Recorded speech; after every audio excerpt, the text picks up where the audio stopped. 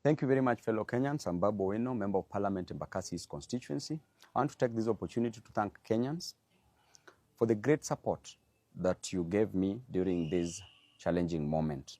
I was arrested on Tuesday, the 18th day of July, 2023 at 𝐭𝐿𝐻𝐵 International Airport around 9 p.m., handcuffed, blindfolded, and thrown in a boot of a Subaru car, driven in the middle of nowhere, put in a solitary confinement.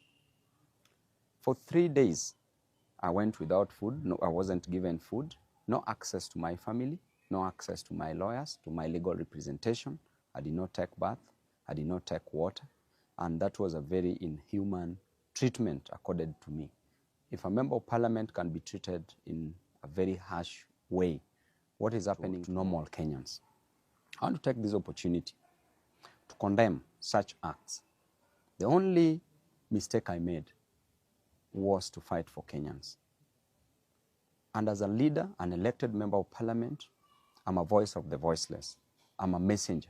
You can kill the messenger, but you will never kill the message. You can harass the messenger, but you will never destroy the message that is delivered. And if fighting for Kenyans is what will cost me my life, so be it. I'm an elected member of parliament whose role is to fight for Kenyans, is to fight for the downtrodden, is to fight for the people who are languishing in abject poverty, is to ensure that I deliver the best to them. And that is what I've been doing. Since I was a student leader, I was fighting for the interest of Kenyans, and I will continue fighting for the interest of Kenyans. I will never be gagged.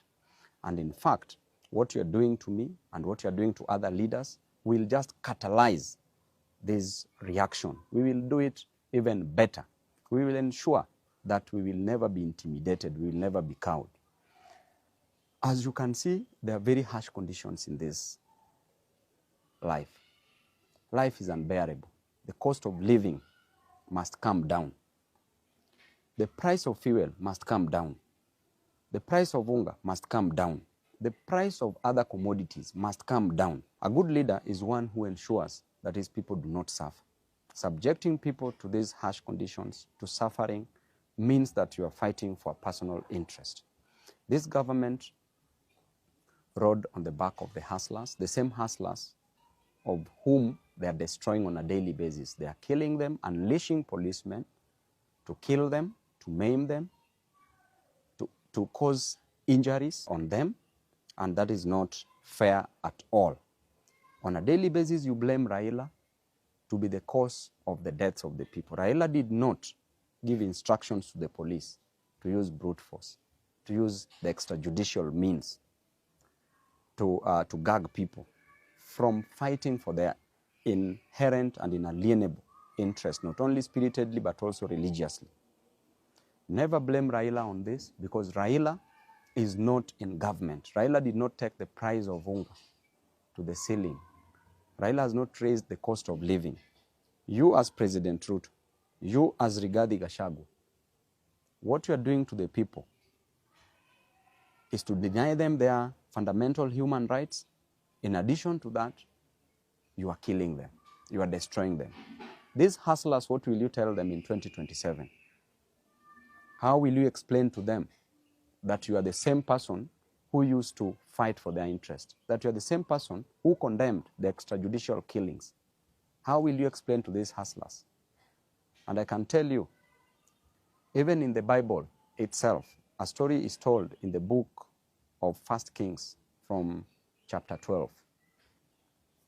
When King Solomon had passed on, because King Solomon passed on after increasing taxes, there was heavy burden on the people. And after he passed on, his son, Rehoboam, took over. People went to Rehoboam as the new king and requested that the burden be lifted from their shoulders, that the cost of living to go down. And I invite you as Ruto to read this book, because it will teach you a lot. When people talked to Rehoboam to reduce the cost of living, he told them that he would go and consult the people who had worked with his father, the elders.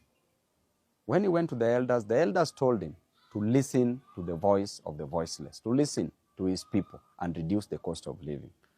He further went to the young men whom he grew up with his age mates, who advised him that he should be harsh on the people.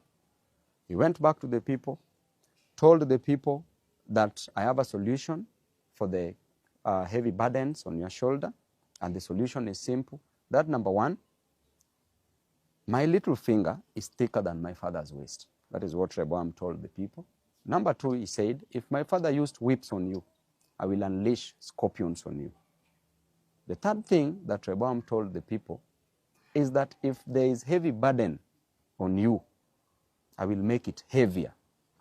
This made people to rebel. Because of the harsh treatment of the people, it led to the 12 tribes being divided into two kingdoms.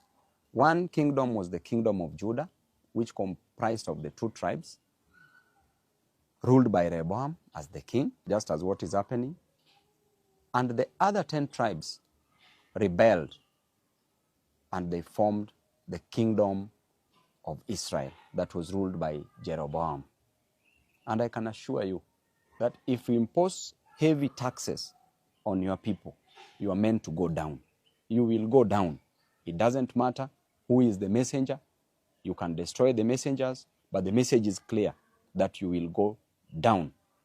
You may be advised by the fools around you, as we always know, and a leader is known by the people surrounding him. If you are surrounded by the 4 fools, you become the 5th fool. If you're surrounded by 4 wise men, you become the 5th wise man. But as things are clear, in black and white, you are surrounded by fools. I can clearly tell you that Kenya, where it is headed, just like in the Bible, will go down because of the heavy cost of living you're imposing on the people. Because of the high cost of living, because people lack a lot in life, you are rushing to build for people houses. People don't need houses. People just need food. People need school fees. And as a leader, I know what it is to lack food. That's why I will fight for them, because I lacked food at some point. If you tell me you lack food, I know what it is to lack food. If you tell me that you lack school fees, I know what it is to lack school fees. You are rushing to build for people houses, which is not a main challenge, but people's main challenge is the food. Just let the cost of living come down. If it doesn't come down, it must be forced to come down.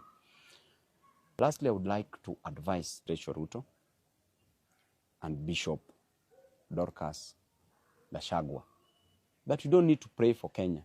You don't need to pray for people. Pray for your husbands. The problem is in your house. The problem is not outside the door. You are living with the problem. Don't cast the demons. Look near you. You will see them. We will continue fighting, and to Kenyans, we will always fight for you. Members of the press, we thank you very much for being on the side of the people. Tibim.